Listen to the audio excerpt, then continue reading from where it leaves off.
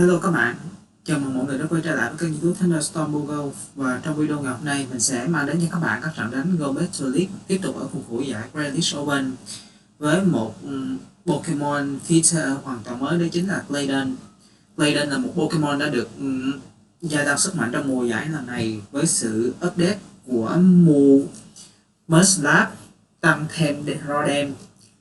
Và với một Pokemon như Claydon D-League thì ở backline chúng ta sẽ còn có những Pokemon có thể chống lại một số Pokemon hệ Dark. Do đó mình đã quyết định chọn hai Pokemon cố định, đó chính là Charjabug và hoặc là Ferrothorn hoặc là Berserker. Thì sau một vài trận đấu thì mình cho rằng Berserker sẽ thi đấu hiệu quả hơn Ferrothorn trong team này. Nói một tí về Claydon thì đây là một Pokemon rất là trâu, có thể tank được 3 đòn Rurance đến từ phía Dunsparce và là một Pokemon cực kỳ hữu dụng để D-League trong những ngày đầu tiên của giải Grealish Open lần này. Claydon có thể đánh Super Fetty lên một số Pokemon mang hệ thép và hệ đá. Mặc dù hệ thép và hệ đá cũng không xuất hiện quá nhiều ở mùa giải lần này, nhưng vẫn còn đó những Pokemon mang hệ giác đấu hoặc là hệ độc như là Machamp, Pangoro hoặc là Clockside, và các mua đến từ Claydon đều có thể đánh hiệu quả ở những Pokemon này, đồng thời receive được các mua theo chiều hướng ngược lại từ những Pokemon đó. Cụ thể các trận đánh PvP của chúng ta trong video ngày hôm nay có những điểm gì đặc biệt, mời các bạn vào nội dung chính ngày hôm nay nào. Trận đấu đầu tiên chúng ta có Claydon gặp phải một khắc chế thật sự đối với team này, đó chính là Mandibuzz. Ngay lập tức mình đã swap sang Charjabug và đối phương đã chọn ở lại. Có thể ở backline của đối phương có một Pokemon hoặc là cả hai Pokemon ở yếu thế với một Pokemon mang hệ điện như là Charjabug. Và đúng như vậy, không ngoài dự đoán, ở backline đối phương mang Hitmonchan.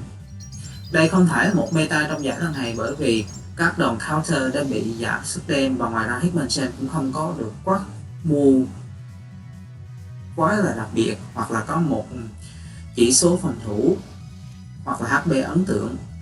Charjabug hoàn toàn có thể làm gỏi Pokemon này với việc tung ra các đòn Distract. Và như các bạn đã thấy, mình hoàn toàn đã lấy được 2 shield từ đối phương và đồng thời giành được Switch. Pokemon thứ hai của Pokemon cuối cùng của đối phương chính là Hypno, cũng là một Pokemon đã comeback trong mùa giải lần này với sự xuất hiện của rất nhiều Pokemon mang hệ giác đấu và hệ độc. Tuy nhiên Hypno sẽ không có một matchup tương đối thoải mái đối với Charjabug và bây giờ là Claydon, bởi vì Claydon hoàn toàn có thể receive được mua Thunder Punch. Thậm chí nếu đây là Shadow Ball hoặc là Ice Punch, Claydon vẫn có thể chắc chắn sang được 1 đến 2 move. Đối phương đã nhận ra được yếu điểm đó và quyết định quay trở lại với Mandibuzz, và mình vẫn còn đó một Ferrothorn cực kỳ khỏe mạnh và đang up high shield. Với Mandibuzz ở hell rank này thì mình chỉ cần tung một đòn Thunder trúng đích và kèm theo đó là một đòn Power Whip là đủ để hạ gục được Mandibuzz trong tình huống này.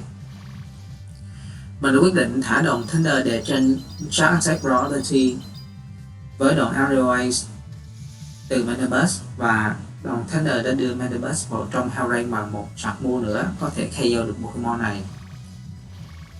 Đối phương đã nhận ra điều đó và quyết định swap ngược lại Hypno, và mình đã nhanh tay swap Claydon. Và dù cho mua Shadow Ball đến từ Claydon là một đòn receive, tuy nhiên ở hell rank này của Mandibuzz thì một đòn Shadow Ball và một đòn Musclap đã thử sức để KO Pokemon này. Very good game. Game đấu tiếp theo chúng ta có một lần nữa là một league tương đối khó khăn, Politoed League. Ngay lập tức như thường lệ mình đã swap sang Charjabug, và đối phương sau khi tung một vài đòn Nesmo thì đã quyết định swap sang Talonflame. Mình đã bị chậm một move, có lẽ là vì lag, nên đã để cho đối phương sneak được một đòn Incinerate hoàn toàn qua Charjabug, và điều này sẽ tạo ra rất nhiều bất lợi cho mình. Nhưng dù sao Charjabug cũng đã hoàn thành tốt nhiệm vụ, đó là lấy được cả 2 shield từ Talonflame, và Claydon với độ trâu bò và lì lợm của mình hoàn toàn có thể tank được 1 đến 2 move đến từ phía Talonflame. Mình đã chấp nhận tank đòn Flame Shark đầu tiên, và nếu đây là Flame Shark thứ hai hay là Fly thì chắc chắn Claydon vẫn còn sống sót. Và sau khi tung thêm một vài Nesmo nữa, mình đã quyết định thả đòn Scorching Sand ngay trước khi đối phương đạt được một shark move thứ ba, và đòn này đã hạ gục được Talonflame. Chắc chắn là Politoed sẽ quay trở lại. Mình đã có câu trả lời tốt cho tình huống này, đó chính là Ferrothorn. Ferrothorn hoàn toàn có thể hạ gục được Politoed, và đây là Politoed đi đòn Laser. Ở backline đối phương tiếp tục có một Pokemon yếu thế với Ferrothorn và xem ra đây chắc chắn sẽ là một winning game cho mình. Stunfisk sẽ bị hạ gục bởi hai đòn Power Whip, và khi Polito quay trở lại thì một đòn Power Whip tiếp tục sẽ KO được Pokemon này. Ferrothorn dễ dàng xây được một vài đòn Mud Bomb và phản công lại một đòn Power Whip để hạ gục được Pokemon của đối phương, và đòn Power Whip thứ ba là Quash đủ để KO được Polito để bị chiến thắng cho mình trong game đấu này. Cuối game đấu thứ ba, chúng ta có một list dễ chịu đầu tiên, đó chính là Typhlosion. Tuy nó là list dễ chịu, thì Typhlosion cũng có thể gây ra những khó khăn nhất định. Đối phương đã ngay lập tức swap sang Pokemon thứ hai, đó chính là Duckworth. Mình cho rằng Duckworth hoàn toàn có thể gây khó khăn cho Claydon dù cho có Fast Move Double Kick là không thực sự hiệu quả. Tuy nhiên Pokemon này có đi mua Payback, hoàn toàn có thể gần như one shot được Claydon, hoặc ít nhất là lấy được đến 70% HP của Pokemon này. Mình quyết định swap ngay sang Charjabug và cố gắng có thể là hoàn toàn farm down được Duckworth. Mình không muốn để cho Charjabug còn quá nhiều HP, vì điều này sẽ tạo điều kiện cho Typhlosion có quá nhiều cơ hội để farm Pokemon này, và mình đã thành công khi thả được đến hai đòn Distract trên Typhlosion, sau đó nhanh tay swap sang Claydon và hạ gục được Pokemon Typhlosion của đối phương. Duckworth quay trở lại và mình lần này đã shield đòn Body Slam. Ở backline đối phương có Peaches, và đây sẽ xem ra là một game tương đối khó dành cho các Ferrothorn lẫn Claydon. Nhiệm vụ của Claydon đã thành công khi mình đã tung được một đòn Scorching Sand. Scorching Sand rất dễ dàng hạ được một sức tấn công của Peaches đi một bậc, và với việc sức tấn công đã bị giảm đi một bậc thì đối phương đã đầu hàng, bởi vì đối phương biết rằng họ sẽ không còn nguy cơ nào, và dù cho nếu đối phương có đánh tiếp thì trong trận đấu này mình cũng sẽ giành được chiến thắng, bởi vì Ferrothorn của mình với các đòn Thunder là đánh Super Effective lên trên Peaches, và mình hoàn toàn có thể tranh được một đòn Brave.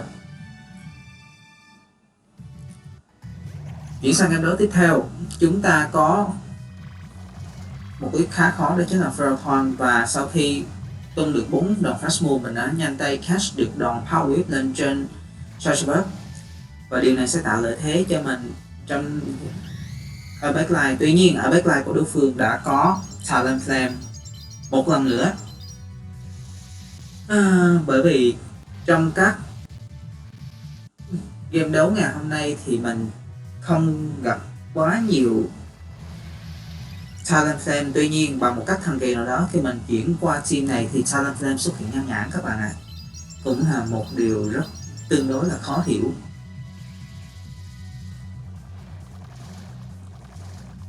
Talonflame của đối phương đã có rất nhiều năng lượng, và kèm theo đó là một move đã được update sức mạnh nhờ vào đòn Flame Shot. Do đó mình đã bắt buộc phải đa shield thứ hai để ngăn cản đối phương, bảo vệ cho Claydon vẫn còn sống khỏe.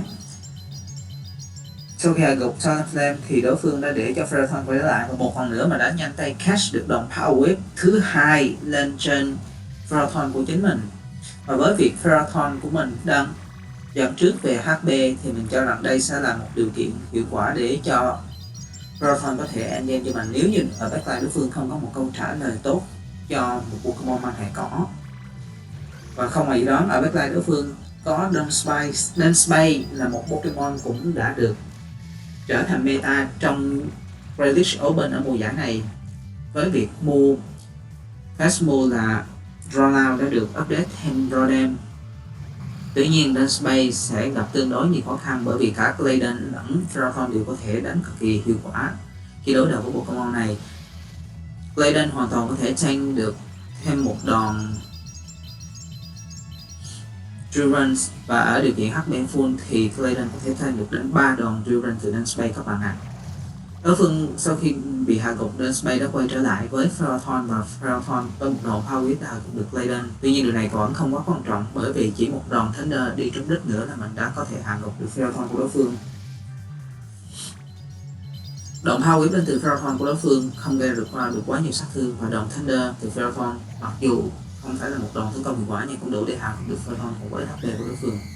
Cuối game, Rồi thêm một lần nữa chúng ta lại có Talonflame Delete.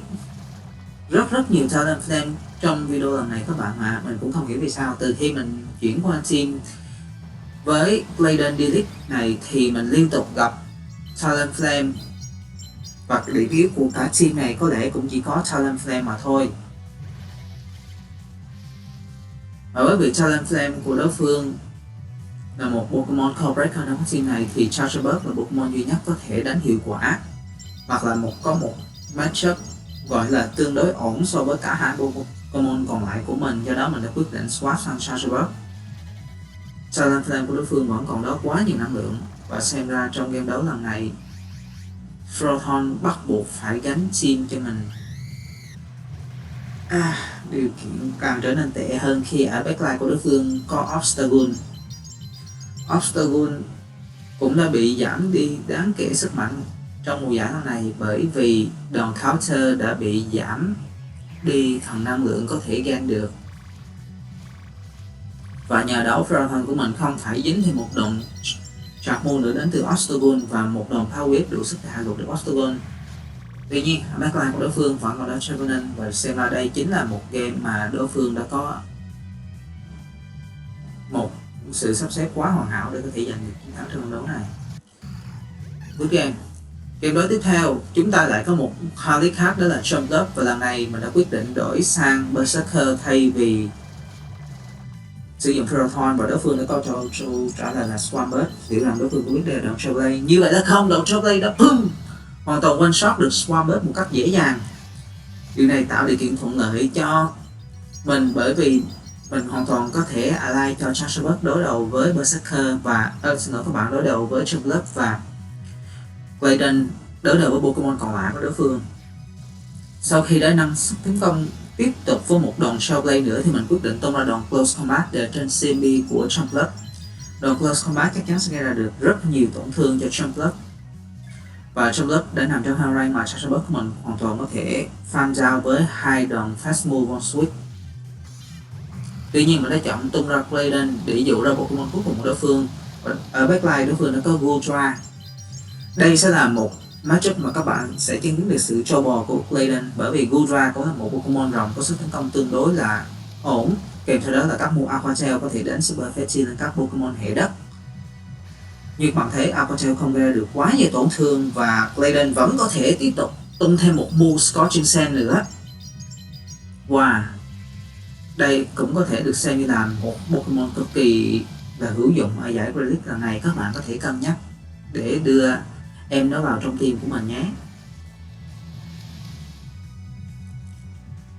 Charjabug không cần phải shield đòn này, bởi vì đây chắc chắn chỉ là một đòn Aqua Tail đến từ Gudra, và khi Jumpluff quay trở lại thì một đòn Moon Switch là thừa sức để hạ gục Pokemon này, và có vẻ như đối phương đã phải chấp nhận bỏ cuộc. Đúng như vậy. Cuối game đấu tiếp theo chúng ta có Obstagoon Delete. Ok, đây không phải là một matchup tương đối là tệ cho Clayton, dẫu cho cấp đòn Night Slap là Super Effective. Tuy nhiên Clayton hoàn toàn có thể trang được một move, thậm chí là hai move Night Slap đến từ Obstagoon, và một đòn Scorching Sand sẽ đưa Obstagoon vào trong hell range mà mình hoàn toàn có thể farm down với cấp đòn Mud Slap. Mình đã quyết định swap sang Charjabug để catch đòn Night Slap thứ hai và giữ cho Clayton còn sống, bởi mình cho rằng ở backline đối phương có thể có một Pokemon nào đó yếu thế với Clayton. Tuy nhiên ở backline đối phương lại có Dragonite. Dragonite và Obstagoon cùng nằm trong một team thì không hiểu đối thủ của chúng ta trong giao đấu này. Nếu như gặp phải một Pokemon hệ tiên kiểu như Azul, Clefable hay là Wigglytuff, Delix sẽ thi đấu như thế nào? Và hai đòn Exceeder liên tục đã lấy được cả hai shield của đối phương. Sau đó mình đã nhanh chóng swap sang Berserker và shield chính xác đòn Super Power.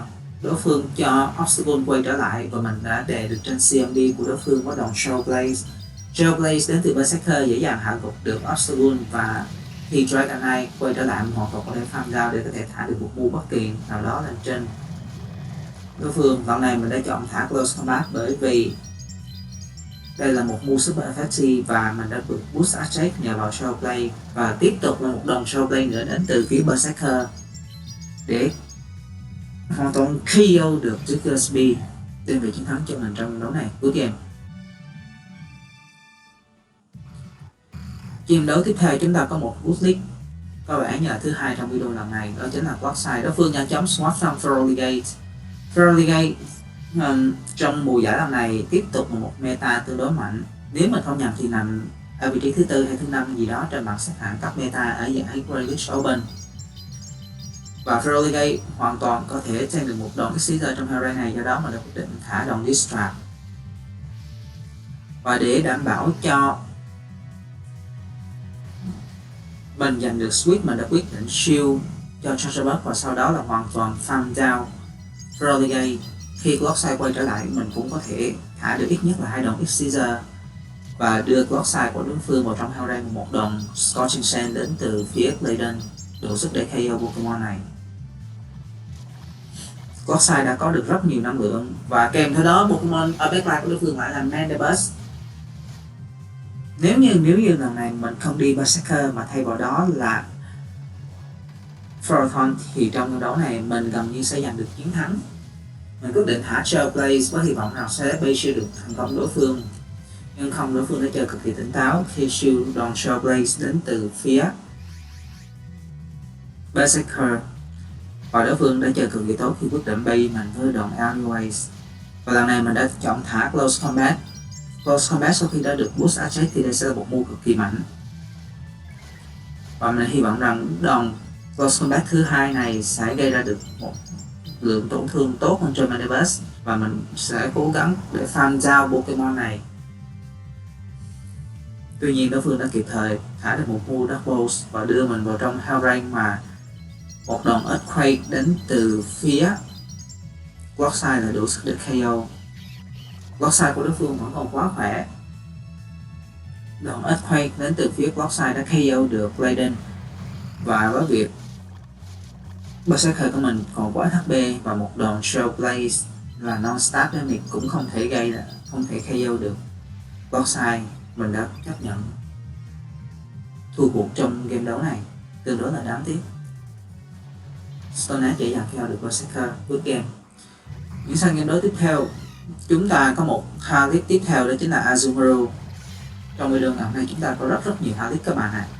Lần này mình đã nhanh chóng swap sang Berserker thay vì Chargerbug như thường lệ và quyết định thả Trailblaze ngay lập tức. Trailblaze trúng đích và sức tấn công của Berserker đã được nâng lên thêm một bậc và Azu của đối phương có vẻ như đã quá tham lam khi farm quá nhiều. Điều này tạo điều kiện cho Berserker lấy được shield đầu tiên của đối phương với một đòn Trailblaze thứ hai. Và sau khi sức tấn công của Berserker đã được nhân đôi, có lẽ là nhân lên 1.5 lần bởi hai đòn Trailblaze, thì mình đã ngay lập tức shield cả hai đòn Playground đến từ phía Azu và sau đó Shadow Claw hoàn toàn farm down Azumarill của đối phương. Berserker đang có quá nhiều năng lượng và kèm theo đó là sức tấn công đang rất là khủng khiếp. Vì vậy một đòn Close Combat đã gần như hoàn toàn KO được Lickitung của đối phương, dẫu cho đây là một Lickitung chưa được nâng size XL.